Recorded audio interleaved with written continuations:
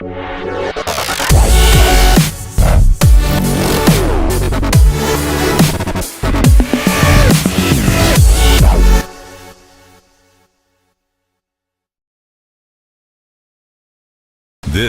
is the Walk Thru, powered by Triple F Elite Sports Training. Train like a pro. Your all-access pass to the biggest games, hottest stories, and everything high school football in East Tennessee. From the Friday night lights to the chase for championships, we bring you the stars, the headlines, and every heart-pounding moment. So strap on that chin strap and get ready. Jesse, Paige, and the 5-star preps team are here with the most complete high school football coverage in the state. This is the Walk Thru. Can't believe we're already in year 2 for the 5-Star Preps pregame show to kick off, for one, the 2025 high school football season. You blink and it's back. Yeah. Jesse, do you feel like you just walked out? I feel like we just did our playoff show here last week and talked about all the playoffs. So yeah, I miss the smell of this place. You would think like a workout place would stink, but as soon as I walk in Triple F, I'm like, it smells good and I like it, and so it gets me kind of back in the mood. Thankful for Triple F hosting us once again, Lee Smith and his unbelievable facility here just off of Pellissippi. Is this still Pellissippi out there? Is it Oak Ridge Highway? I only know by location. Yeah, it changes into something else, but just past the split there going north on Pellissippi, and they were so gracious to us last year. We hosted it all the way through the season, and we are back for year 2 at Triple F, and it just keeps getting better each and every year here. I know, and their attention to detail is unrivaled. I mean, they're just cleaning the turf for us as we get set, and that really does set a good stage for us. But before we get to 2025, I mean, there were some key moments last season. I mean, you could just start with Alcoa winning yet another title. I guess you were so good with trivia last year. How many appearances do they have in the state title game? In the state title game? It's got to be, oh, wow. 25. 38. 38. Wow, that's insane. Yes. And they've won 23 all time. I know that, but they don't finish runner-up too often. When they get there, they win. And last year they won 10 consecutive state championship, or their 10th consecutive state championship in 3A, and now they bounce up to 4A. We'll talk about that in a minute, but they knew the gravity of the situation. They knew the history at stake, and they went out and just absolutely pummeled a Westview team that came into that game this high-powered offense and this great quarterback, and everybody was talking about how many points they score per game, and Alcoa just shut them down. Absolutely, and to do that in your last year in that classification, which we'll get to more of that in just a second, but I think another favorite moment of mine, if we look back to last season, is of course Sevier County, and just the season that they were able to put together to go to Chattanooga and get a state title, which, unlike Alcoa, this one maybe is special for a number of different reasons. It was such a storybook run from not only just going undefeated in the regular season, which doesn't happen really for any team all that often, but then you look at what happened in the second round against Powell. They were down 2 scores late in the fourth quarter, came back and won in regulation. The next week at West, it was the back and forth affair, the overtime, the almost catch. Was it a touchdown or whatever? What was it or not? And then the next week, they're down double digits in the semifinal to Oak Ridge. They come back to win that game. Then they get to the state championship game. They're going to get the Paige team that's been there 3 or 4 years in a row. They have this unbelievable defense, only giving up like 2 points per game, and Sevier County won that football game. It's as storybook comes, and now they start to learn about what it's like to defend a state championship, and they'll do that in week 1. We'll talk about that game a little bit later in the show. Yeah, absolutely. And when we now look to this season in 2025, there are a number of changes, whether it's the coaching carousel, the players transferring, the classifications changing. You could start anywhere, but if I guess you want to look at the classifications for Alcoa, I mean, especially winning last year was huge because now you're moving up. You want to make sure you can get that 10-game slate. You want non-conference or non-region games that can fill out your schedule. For them, it's a big move, but it's funny, even though they're in Class 4A, Region 2, I believe, they still feel like the biggest school. Absolutely. The way they play. Yeah, and they still carry that championship aura about them when they go into 4A. And it's funny, when the news came out that they were going to 4A, everybody immediately thought Alcoa, Anderson County. We're going to get that game in week 11 as a possible region championship game. So that's going to carry a lot of drama there in the final week of the season for Alcoa. And who knows, they might face off in the playoffs, but it's going to be refreshing to see Alcoa playing new opponents in the playoffs, whether that's Elizabethton, whether that's Greenville, whatever the brackets may produce. It's just exciting. There's a little bit of a buzz and electricity about Alcoa's playoff outlook again and kind of what it could be. So that's been one of the exciting changes. We also have, not too far from here, Oak Ridge. They're going up into 6A this year. Last year they made it all the way to the state semifinals in 5A, and they bring back all these pieces, and you think, man, if they were still in 5A, they probably have another shot at maybe getting Sevier County, but now they bounce up to 6A where they're going to go against the likes of Maryville High School and Farragut and Bradley Central and some of these bigger programs in 6A. But if you look at Oak Ridge's schedule historically, they're always playing Dobbins Bennett or a Farragut, somebody that's bigger than them. So I don't think it's going to be that much of a culture shock or of a change for Oak Ridge. Plus, they bring back their quarterback. They bring back Malik Howard, the Power 4 prospect at tight end. They bring back Will Presley, who was on the show with us last year at wide receiver. They bring back a 1,200-yard rusher. So there's still so many components from that team in place for them to transition to 6A and still be successful. Yeah, and I think when you look to maybe some of the other changes we're expecting or are starting to get accustomed to is, of course, the coaching changes and the player transfers, which you've had such great coverage of, especially the coaching changes at 5starpreps.com. And we could look to West, we could look to Bearden specifically. I think those are the ones that catches everyone's mind. How has that continued to evolve? Who's taking the helm, and how are those teams looking? This was supposed to be a quiet off-season, Paige. It was supposed to be quiet because the year before we had almost 20 coaching changes. And so you're thinking after the 2024 season, we might get 5 or 6. It turned into 18. 18 of our 70 programs underwent football coaching changes at the head position there. And you mentioned West. That was the one that was maybe the most unexpected and gut-wrenching and really just had the most drama. And now we see the keys to that car, so to speak, change hands from Lamar Brown, who's now on the football coaching staff at Maryville as an assistant, to Barron Chandler, a longtime defensive coordinator under Lamar Brown. He's with him at Morristown West. He's with him at Knoxville West. So there's not a lot of transition in regards to what the West football coaching staff looks like, other than the 2 assistants they had to release. But they were able to, I think, minimize the damage and keep the roster in place. I know there were some players that were reserves that might have bounced and left, but with the team that they expected to have in 2025, I feel like they have that team. But that was one of, again, many transitions. Bearden, we saw Josh Jones and Bearden part ways kind of right there around the end of January, early February. And we saw a mass exodus of players. I mean, that roster got down to somewhere around 20 players, 25 players for a 6A program. Brad Taylor, who has coached at Bearden before, he comes back. He takes over at his alma mater, and he's building that roster back up. Now, he might have to play some young kids this year, younger than probably he had hoped. So it's probably going to be a rebuilding year a little bit for Bearden, whereas last year they were a state quarterfinalist. So Lakeway Christian undergoes a coaching change. They get a proven winner from the Georgia high school ranks, a guy that's won state championships in Georgia. Anybody that follows high school football, if you're winning state championships in Georgia, you're doing big things. And Greg Vandergriff comes from Georgia up to Lakeway Christian. He's a Knoxville guy. He went to Knoxville Halls, but cut his teeth in the coaching profession down in Georgia, made a name for himself, and now he's going to try to take that program from, at a good year, 5-5, to somewhere they could go 8-2, 9-1, get into the playoffs, get those good seedings. So some players have been transferring up there. We've seen that, and we'll see if they can make good on it this year. But speaking of players transfers, it's been absolutely wild, and it's almost been a microcosm of what we see at the college level. Paige, I'm not going to mention names. But you might. But there was a kid, again, I'm not going to say who it is, good player last year, put up some yards. At the end of their 2024 season, they went to 4 different schools before they finally picked on a school for this year. This person.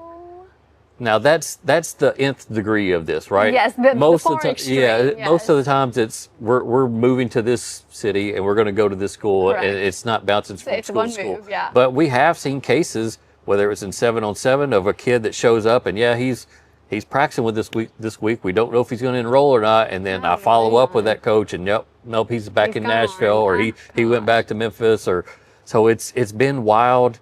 There have been rosters sent to us like, oh, I remember that kid. He played at such and such last year. And so we're learning where kids are going every day because it's just been so hard to track. Some of the bigger ones, Jason Thompson, a running back from Bearden, Division I prospect. He's on the roster now at Anderson County, as is Charles Humphrey Jr., a Mississippi State commit, 6'7", 290 pounds, played at tackle for Bearden last year. He's now on the roster at Anderson County. I think around 6 or 7 kids from Bearden moved up there and on the roster at Anderson County. We've talked about Torrey Beaufort on this show before, skill player from Bearden last year. He's at Maryville now. Ethan Hill was a great linebacker, edge player at Bearden. He's at Powell now. So TKA, they had a coaching change. They lost about 10 players. They ended up at Lakeway or at Clinton. So it's different time and age in high school football, and the purest part of you wants to hate it, but you also have to accept it and know this is just what it is now, and we're kind of rolling with it. Yeah, and especially for Coach Taylor at Bearden, he has quite the task this season, the exodus and having to deal with transfers. And as we get ready for our next segment, where we will be able to talk to Will Jones, the quarterback for Maryville, here are a couple of highlights from the First Bank Jamboree at Carson Newman. We'll have that and Derek Hunt, the Maryville head coach, coming up next as well.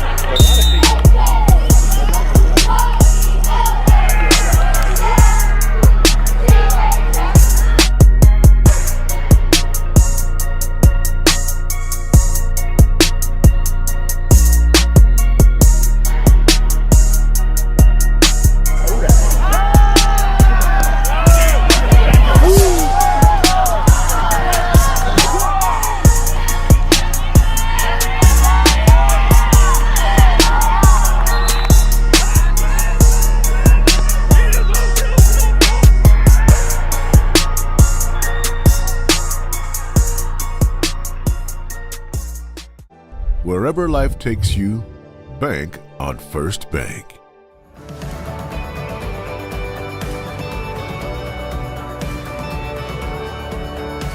When you shop at Elliott's, your journey is our purpose.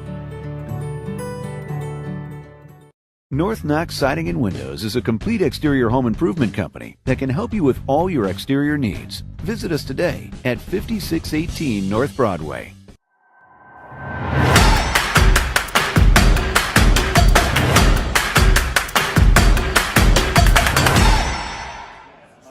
Coach, I'm sure you're asked 100 times today already through this car wash of media, but just last season and winning a state championship, and was it everything you kind of thought it would be in your mind's eye?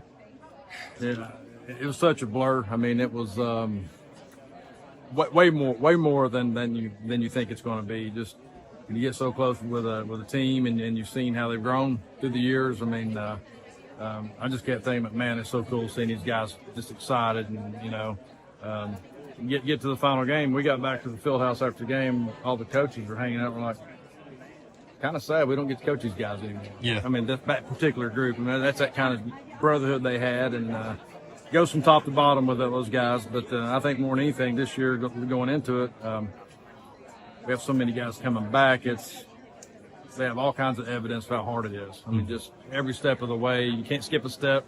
There's no just showing up and doing anything, and we had a better offseason this past winter than last offseason. A lot of competition going on, and they're a lot of fun to be around, obviously, and they want to compete. It's just a matter of keeping the reins on and taking one thing a step at a time. When did you feel like you mentally moved on from last year to really start to dig into 2025? It was at least mid-January, to be honest with you. I remember I told coaches on a group text, whatever, said, Coach A, the older defense coordinator, he's trying to make depth charts week after we get back. So I don't want to talk about. I mean, I don't even want to talk about it. Let's enjoy what we just did, and that way we can wash our hands in January and move on. So I think that's been most of it anyway. And our guys are just, there's no talks of, hey, let's go get another one. There's none of that, because they know how hard it is and what we have to focus on. And got a great group of kids and coaching staff as well. It's always a luxury when you can return your quarterback. You get to come back with Cooper Newman, who led you to a state title. He's just a junior. Can you discuss just kind of that relationship and how you continue to see him grow and improve when he's already pretty dang good? Right. I mean, the funny thing is, when I talk to all these college OCs and quarterback coaches, and the initial, hey, his tape looks great, tell us about it. And it's always that. I can have a tape recorder, and I say, I know all high school coaches probably tell you this, but you're going to think I'm completely lying to you. I said, he don't have a negative. He has zero negatives about him. Personality, teachers love him, but he doesn't kiss us. He's just who he is. He's consistent. He's who he is every day. And they come watch him in a throwing session. They said, Coach, I don't think he missed a throw. And every one that came said exactly the same thing. And some of those sessions were at 6 a.m., I don't call anybody. He has five guys that are ready to run routes with him. I mean, just a lot of respect. Goes both ways. He keeps kids accountable, and they keep him accountable. It's a pretty good group. Yeah. We talked about back when Parker Newman was our underclassman defensive player of the year, while he might be his role growing offensively. Sure. Is that still the case? And if so, what have you seen out of him? He's going to have a monster year. I mean, we thought he had a monster year last year, mainly on defense. And you kind of saw in the playoffs, he kind of expanded for him. But he's one of the guys I was talking about with run routes. And, he gets an offer when they're there looking at Cooper throwing. He gets an offer running routes just on his body size. And he's faster, he's stronger. I think he's even grown a little bit, believe it or not. I think he's more over 6'5" now. He's matured in the weight room. Of course, he's a basketball guy too, but really took off in the weight room this spring, and he's hungry for it, and he's super mature, became one of our good leaders so far. Any new faces you care to mention that have kind of raised some eyebrows with the coaching staff, like, man, this kid's leveled up, or this kid's going to be a big producer for us? Yeah, I mean, he came on the scene late last year. Nate Patterson, running back, played some as a freshman when Teagan went down, and Nate's about 205 now. I mean, just super thick.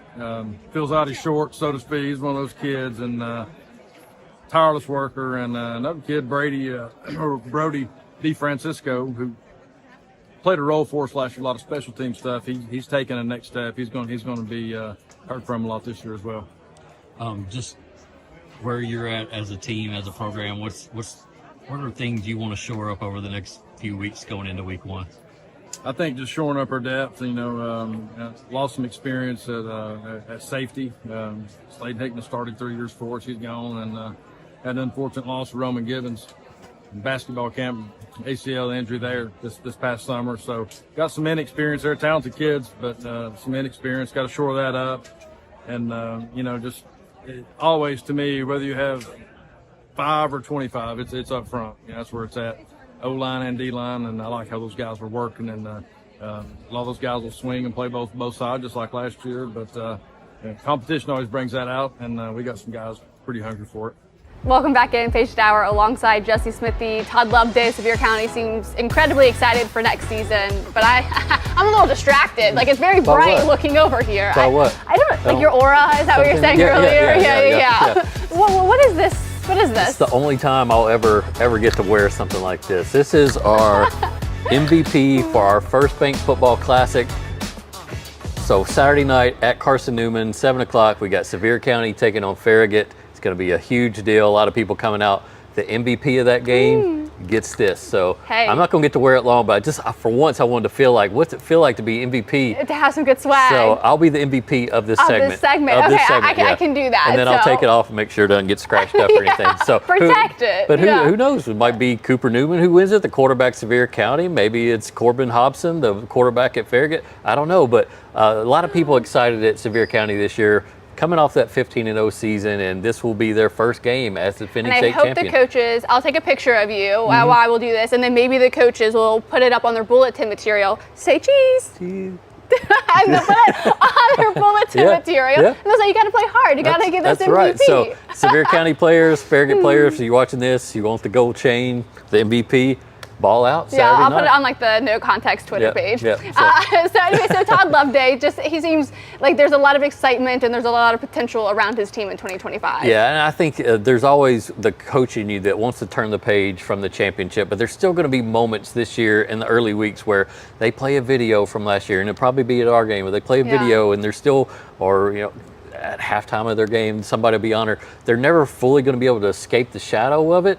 But at some point, I think they will. I think they will maybe around the end of the season really kind of get all in, the community all in on the 2025 season. But that's just what comes with being a state champion. There's just things to go to or banquets to go to, or we're going to honor this, that, or the other. People are still celebrating, and rightfully so. We talked about that season and how special it was, but as the coach and as the player, they want to put it away, not talk about it anymore, and get down to business. They're going to get to do that this Saturday night. They're not even thinking about next week, let alone what happened last year. Right. But we're going to talk about next week. We're going to talk about game 1, week 1, and it's a packed week 1. I'm actually pretty excited for this one. And of course, we could start with Maryville and Alcoa and just the way that series and that history has gone, the way that each team has played on the road, and not always being able to get a win at home. All makes for an exciting storyline. I think you have to go all the way back to 2013, 2014 for the last time they played in August. Yeah. So really exciting. Yeah, this game used to be the first game on their schedule each and every year back when I started covering high school sports back in the 2000s, back in the old days, and before Twitter, any of that stuff. And then it got moved to late in the year, which was kind of cool and unique. They got to play a big-time opponent in a big-time game before they went on their respective playoff marches. But now it's a sense of urgency right out of the bat. We're going to come out and have our biggest game, and I think that fuels them all summer. They know they can't ease into the schedule whatsoever or the season. These two communities, this means everything to them. Yeah. And so the last 2 years, you look at it, 2 years ago, Maryville wasn't supposed to win that game in 2023. Alcoa was loaded. Maryville had a freshman quarterback. Maryville won that football game. Last year, Maryville was supposed to win that football game and didn't. Alcoa won. And it was an unbelievable scene. You think these two programs that have won a combined now 40 state championships, when they beat each other, they celebrate more in that than they do when they win a state championship. And that's how much the Battle of Pistol Creek means to Maryville and Alcoa. You better get there early. You don't roll into a 7 o'clock kickoff at 6:45 thinking you're going to park there and Not get into the stadium. second half, yeah. I mean, when I go, I want to beat the traffic. I leave my house at like 4:30. I don't doubt I it. get there and I'll just sit in the parking lot in my car. I'll do work on my phone or whatever. But so that's why there's no spots by like 6 o'clock. Absolutely, yeah. I'm right up front. I'm wherever I need to be. It's that big of a deal, and I look forward to it That's this year. awesome. And coming up after the break, too, we'll hear more about Will Jones and why he calls it the biggest game of his life. We could also look to Sevier County and Farragut. I think that is exciting for a number of reasons. Hasn't happened that much recently, but almost has this feeling of like renewing an old rivalry. Yeah, and that game's going to be played at Carson Newman. We've got the ticket link out there on all of our social media, so make sure you're getting your tickets early and go ahead and getting that. But you're going to get to see Cooper Newman, a Power 4 prospect at quarterback who's been offered by Northwestern, Duke, Georgia Tech, Michigan State, Maryland, just over and over and over. Now, we hadn't seen that big SEC offer pop, but I think it's coming any moment now. You're talking about a 6'3", 200-some pound quarterback who rarely misses. He's completed well over 70% of his passes. 1 interception in 15 games last year, over 40 touchdowns. I mean, this guy's different. He's cerebral, he's even-keeled, he's level-headed, but he's also super competitive, and that's just an unbelievable recipe to have at quarterback. And now we're going to get to see how he improved. What can he do to improve? And he's got talent around him. He's got running backs. He's got linemen. He's got everything he needs to be competitive in 5A once again. And on the flip side, you got a Farragut team that, you remember last year they were 0-5, and then they all of a sudden became hard to beat. And so they hope that kind of spills into 2025. They have their quarterback back, Corbin Hobson, a 2027 kid who's also a big 6'3", 200-pound kid. Can do a lot of things with the football, and a lot more is going to be put on his plate this year. So Farragut got another tough schedule ahead. They don't want to start 0-5 like they did last year and try to work their way to the playoffs. So I think you're going to see a better version of Farragut in the early weeks of this season. I think you should, and that should be a really exciting game at Carson Newman. It's a Saturday, August 23rd, 7 p.m., brought to you by First Bank Classic. That'll be a really exciting matchup. I think when you maybe go to another one that feels a bit more storied, or you maybe anticipate a little bit more from that as well, as the Anderson County and Powell game, and just how much those individual programs have done really in recent years. Yeah, I love that these two teams play because, number one, they both value offense a lot, and they're always in the playoffs. They're in different classifications, but they're not afraid to schedule difficult early because no matter which way this game goes, both teams are going to get better because of it. And when those two teams get together, it's just touchdowns, touchdowns, touchdowns. We're going to get to see Deuce Rogers, 6'3", 240 pounds at quarterback, dual threat guy. He's got weapons around him. Anderson County, we talked about the transfers that they got, but we also get to see the debut of J.D. Gillum, freshman quarterback, son of head coach Davey Gillum, rocket arm for a quarterback, and kind of wise and mature beyond his years as a quarterback. And so we'll get to see him kind of thrust into the fire because Powell's defense features some really good players up on the front. Iverson Garcia going to South Florida. And then Ethan Hill kind of right there on the edge at linebacker, and he's a guy that loves to get into the backfield. So a lot of storylines and a lot of big-time players in that matchup. I know, and I know you're talking about the teams that they love offense. You go back to last season, it was a 28-25 final. So maybe it's those games too where it incites the defense to get a little more active as well. Yeah, and it came down to a defensive play, oddly enough, there late in the fourth quarter of that. And I think it was Anderson County who was able to get Powell's defense to jump off sides. And so we'll see if defense comes into play. That comes down to discipline and coaching. Yeah. So they'll take a win like that week too. Week one is always weird. I mean, everybody's it's a little bit. It's like a dress rehearsal sometimes. Everybody's a little bit rusty. So yes. The other one is Oak Ridge versus Halls. Could be sneaky. Thursday night game. And a lot of people, we talked about Oak Ridge and kind of the season that they had a year ago and what they can accomplish, but a lot of people have been talking about this Halls team, and here's why. They have a 3-year starter coming back and Amari Lethgo at quarterback. They have a tight end or wide receiver, kind of safety, and Brody Rogers, who had over 1,000 yards receiving and 10 defensive interceptions last year. They have a number of other athletes like Dom Culp, who lived in the backfield as a defender last year. He's going to be helping out at wide receiver. And then they have this cornerback who in the offseason blew up as an SEC prospect, Jarrell Chandler, 6'3", around 210 pounds, just an absolute boss of a kid and player. He's going to help out at wide receiver. So there's a star power and a star quality to this Halls team this year in 5A, and so they're going up against a 6A team in Oak Ridge, and this is a great game to kick off the season. No, I absolutely think it is, and of course we also have coming up the interview with Will Jones. Great interview you had with the quarterback here earlier at Triple F, and then of course with Derek Hutton. So make sure you stay tuned to catch that interview as well.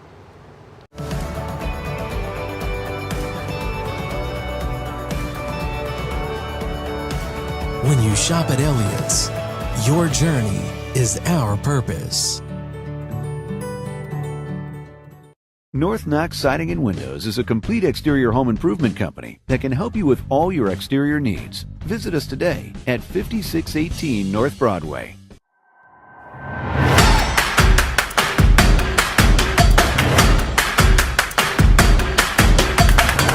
Game one, how different is that for you guys? You know, for me, that's what I grew up used to. Right. I'll never forget my dad dropped me off at Maryville-Alcoa game week one super early when the gates opened. I just couldn't wait, you know, and playing in that game week one. So in the last 8 to 10 years, it moved around a little bit.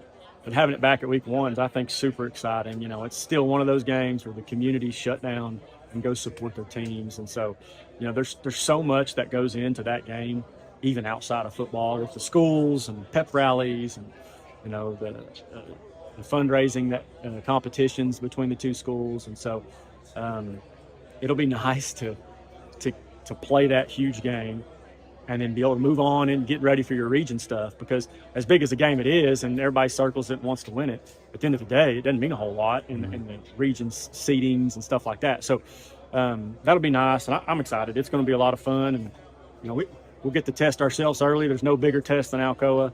We'll learn a lot about our team, and hopefully it'll make us better. Last year. Welcome back in to the Walk Thru presented by Triple F. And you just heard from Maryville head football coach Derek Hunt. That guy has played in the Maryville-Alcoa series, has actually covered some of his games back in the day. That shows you how long I've been around. And now we have his quarterback, Will Jones, going to be taking on Alcoa here in week one. And Will, this is different. We're used to it being kind of week 10, week 11, and now here week one. Do you feel more of a sense of urgency when you start the year with Alcoa? For sure. It's one of the biggest games of the year, and we don't take it lightly. We want to win this game, but at the end of the day, it's best versus best. We're gonna put our best out there, and they're gonna put their best out there, and we're gonna try to win it. I'm thinking back right now to 2 years ago. Yep. You were a freshman playing in that game. You guys won that game when nobody thought you were supposed to. Take me back 2 years ago and just your experience playing in that game. Yeah, it was probably the biggest game of my life so far. I was confident in our guys. I had a great group up front, and Gage Ledoux and Bryce Davis were studs. So we had the pieces to win that game, and I thought we executed really well. We took care of the football, and that's the name of the game. Taking care of the football, you got a good chance to win it. Yeah, we'll talk about this game a little bit more, but let's talk about kind of your career arc at this point. You're now going into your junior season. Last year was really kind of your breakthrough season on the whole, 31 touchdowns, only 3 interceptions. Take me back to last year and just kind of what's your thoughts on that season, what you did well and what you wanted to improve upon. Yeah, I felt like I matured for sure going into that year. And as an offense, we just felt better about the pieces we had around me, and we had playmakers to get the ball to, and our coaching staff does a great job of doing that, setting a game plan up to get our guys the best success for the game. But I was bigger, faster, stronger than I was my freshman year, and I think I've taken that jump this year. I think it's a big improvement in my game, and the mental side of the game is definitely just everything's faster for me this year.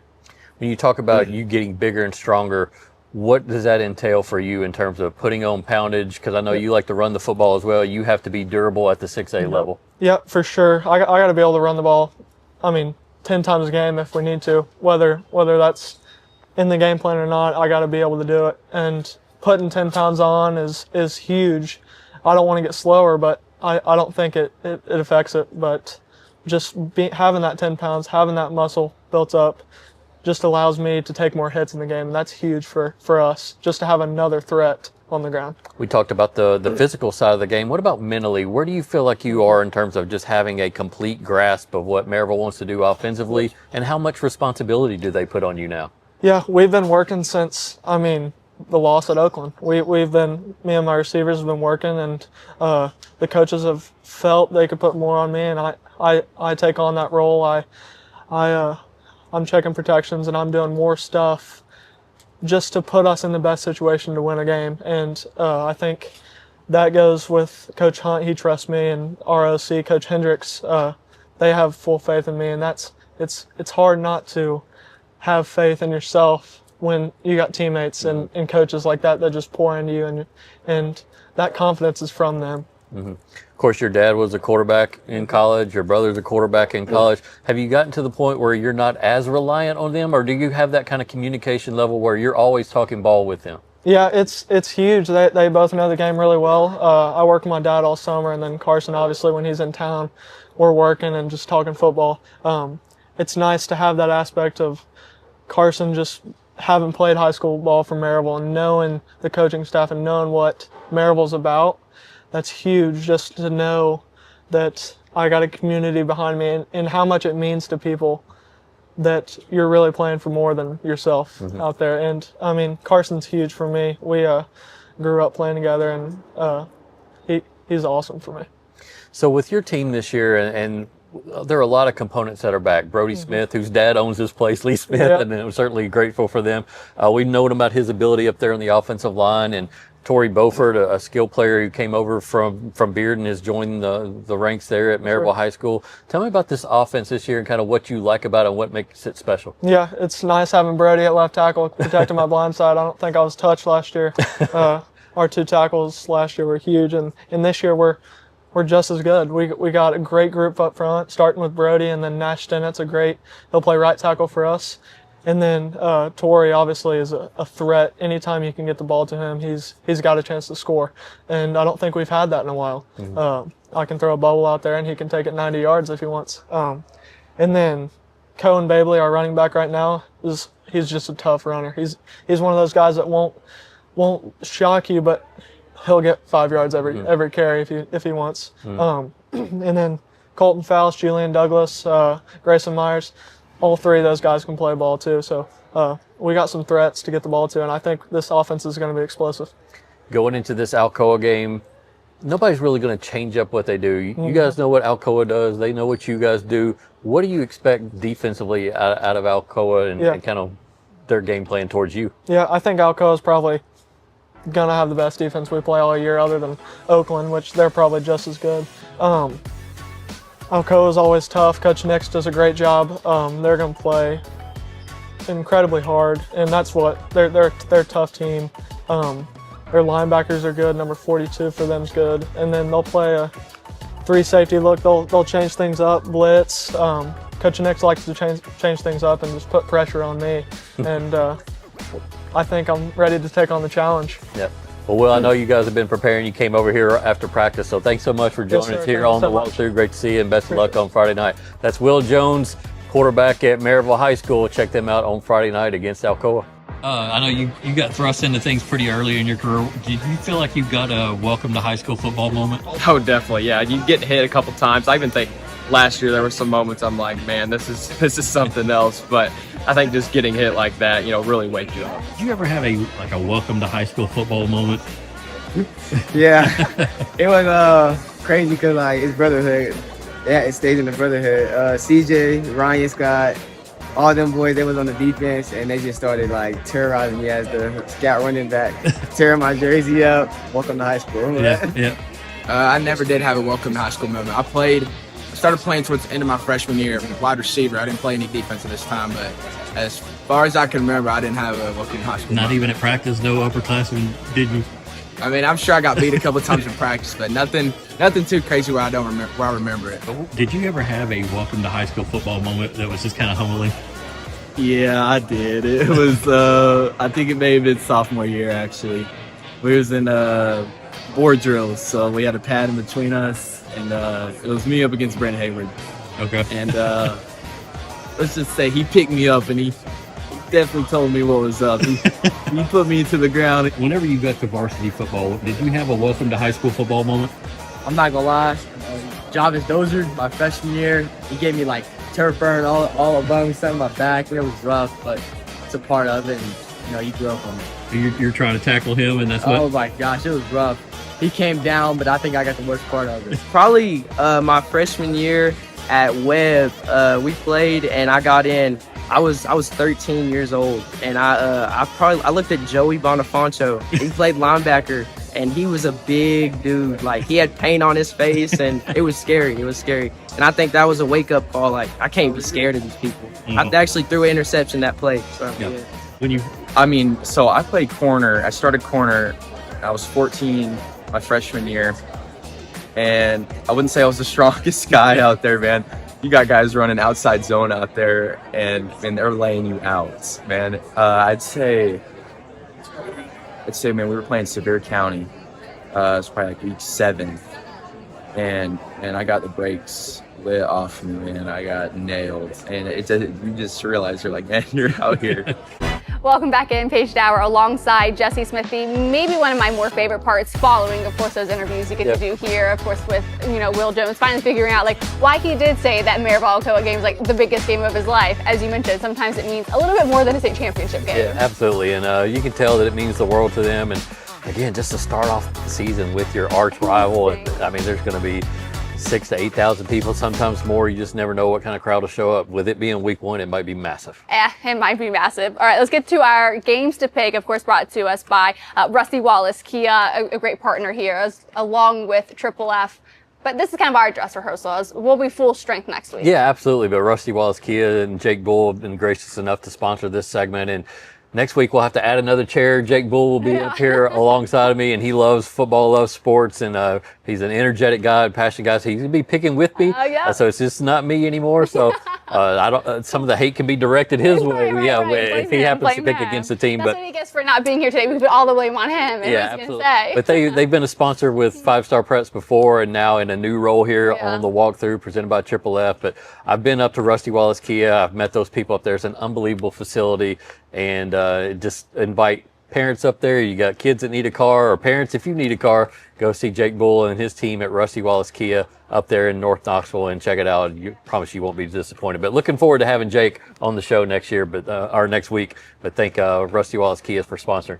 Absolutely. So let's get to our first game. We look to Halls at Oak Ridge. Like we mentioned earlier, it's a Thursday game. When you look at kind of what we talked about earlier in the show, who in this matchup? Are you leaning towards Halls? I'm probably going to lean towards Oak Ridge. The game is at Oak Ridge. Again, the momentum that they have coming off of their state semifinal run a year ago. Now, they've been a little bit dinged up in the backfield. Demillion Porter, who ran for over 1,200 yards, has been a little bit slowed this summer with an injury, but I think probably by mid-September he'll be back full strength. So Oak Ridge isn't at complete strength right now, but you got Blaine Stansberry at quarterback, the program's all-time leading passer. And in Oak Ridge, it's as historic of a program as it comes. And when you got your lead passer still with a full season to go, that shows you how much passing yardage he's put up in his career. He's got weapons, the Will Presleys, the Malik Howards of the world, and there's going to be some new faces I think we see emerge for Oak Ridge as stars this year.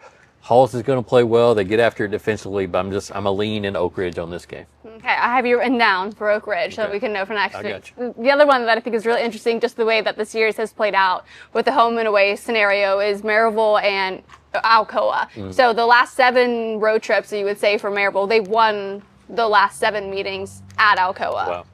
But is this the year that Alcoa snaps that streak for Maryville, or does Maryville get 8? I like Maryville to win this football game. Again, they come in as I think, more complete team, especially at the quarterback position. Remember, Eli Graff was everything to that Alcoa team a year ago, especially offensively at the quarterback position. Well, he's graduated now. He's at Carson Newman. Thomas Manu takes the reins of the offense, and he's a guy that was Eli's understudy, so he got some time on the field when Eli would come out of the game. But he also played a lot in the secondary, so the brightness of this rivalry is not going to shake him or rattle him too much. He might have some nerves early, and that's just natural for any player on the field. But I just feel like Maryville is a little bit farther along where they want to be as a team and as a program on the whole. Alcoa will get there fast. Don't get me wrong, but I just feel like Maryville is going to win this football game. I think they're a little bit more ready to do that. Yeah, that'll be an exciting one to look for. AC, Anderson County, at Powell. Of course, Powell has like the slight advantage. I think series history, it's 14-12 in favor of Powell. Close game last year, like we mentioned. Will it be close again this season? And who are you leaning to? Yeah. This is a tough one, just because of the history there between these two programs and how close the games have been and the drama that comes along with some of these last-minute finishes between AC and Powell. Powell has the senior quarterback who's seen it all, who's done it all. Deuce Rogers can do things with his arm, can do things with his legs. Their defense this year is unreal. I think we're going to see spurts in this game where Anderson County finds it offensively. But there's so many new parts up there, and I just wonder, like, how how does it all gel in week one against a defense like that? Yeah. Again, I think they're going to have drives you're like, wow, this team could be special. flashes. But then there might be moments where they struggle. So I'm going to take Powell in a close one. Okay, In a close I'll one. say close one Okay. on the Yeah. list. Okay, Give me like a half point. the next one is Heritage at Clinton. That's a Saturday game, and Clinton is 10-4 all time. Sneaky good game here. Sneaky good. Coach Osavet out at Heritage, talked with him at Media Day, and he made no bones about it. This has to be the year. Okay. We got quarterbacks coming back. We got big linemen, especially on defense. On the interior, it's going to be hard to run against us. Everything's kind of in place for Heritage. They dropped down in classification this year. They go from 5A down to 4A. That might help them, but 4A is loaded now. It is. But Clinton is a team that's been the kind of beneficiary of some transfers. Mason Eckerson comes over from TKA, a great dual threat quarterback. They now have 2 quarterbacks as well. So we could almost see 4 quarterbacks play in this like game fantasy between football, yeah. between the 2 teams combined. But you got Bryson Maddox out there, the 6'5" wide receiver from Clinton, who was our area's leading receiver last year, and he's a Division I prospect. So it's going to be a fun game to watch, a chess match.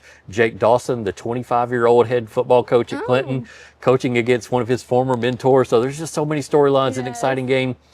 I'm going to take Clinton. I'm going to take Clinton. okay. This is going to be a fantastic football Did game not see that. on a Saturday night. But I'm going to go with my guys, Mason Eckerson and Bryson Maddox. But it's going to be a fun one. Yeah, that's why I love week one. You don't really know yet. You can still have these bold takes and then not have too much pressure on the back end. I'm so bad in week one picks. No, like for real, like I think I have it all figured out going to week one, but weird things happen in week one. Just the injuries and the cramps and the sloppy play and all the flags. And so you just never know what's going to happen in week one. You really don't. That's either not one on paper. Farragut versus Sevier County. That's another Saturday game. I'm not even going to try to pretend like I know where you're going to go with this one. Sevier County. Sevier Okay, County. I'm This glad is I the said that. one that I feel the most confident in. Okay, is and this a bold take, a hot take, or are you just like, it should be obvious? Again, I think there's times where Farragut's going to look good because Corbin Hobson, the quarterback, is that good for Farragut. And I think there's a new added dimension to his game this year that we're going to get to see on display Saturday night at Carson Newman. But when you look at Sevier County on the whole and kind of the tail of the tape, they just have so many great pieces in place. We haven't even talked about Parker Newman. Right. He was not related whatsoever to Cooper Newman, but he was our sophomore kind of defensive underclassman of the year. He's getting Division I offers. He's a great guy that you're going to see at linebacker and at wide receiver. Who plays linebacker and wide receiver? Parker Newman does. He's like 6 foot, he's like 6'4", 210, 15 pounds. They have a 6'5" linebacker at Sevier County. So They got some good size there. yeah, just a lot of size and athletes and belief in that Sevier County team. But I think we're going to see a much improved Farragut team, and I think this game could be close for a little bit. Okay. What do you think final score is? I'll take Sevier County 35-21. 35-21. I can't wait till next week. Yeah, it's going to be so bad. I'll be like 0-5, and it'll be like a 6-3 game. And Jake's going to be like, what are you doing, Jesse? A great first week of the walkthrough to kick off the 2025 football season. Great interviews with Will Jones and Derek Hunt, Todd Loveday, of course, Triple F always being a great host for us to be here, and just really getting excited a little bit more about the classic that you guys will have coming up for week one. Should we get an MVP chain just to wear up on Seb? Wanted one. Okay. You took it off, and I said, can I wear it? I'll- He laughed, walked I'll- off, and I was serious. If you do a good job for the entire season, I'll get you an MVP for a host of the walkthrough. Okay, MVP for me. Yeah. Well, anyway, thank you guys for joining us. We'll be back next week for week 2. This is the walkthrough, powered by Triple F Elite Sports Training. Train like a pro. Your all-access pass to the biggest games, hottest stories, and everything high school football in East Tennessee. From the Friday night lights to the chase for championships, we bring you the stars, the headlines, and every heart-pounding moment. So strap on that chin strap and get ready. Jesse, Paige, and the 5-Star Preps team are here with the most complete high school football coverage in the state. This is the walkthrough.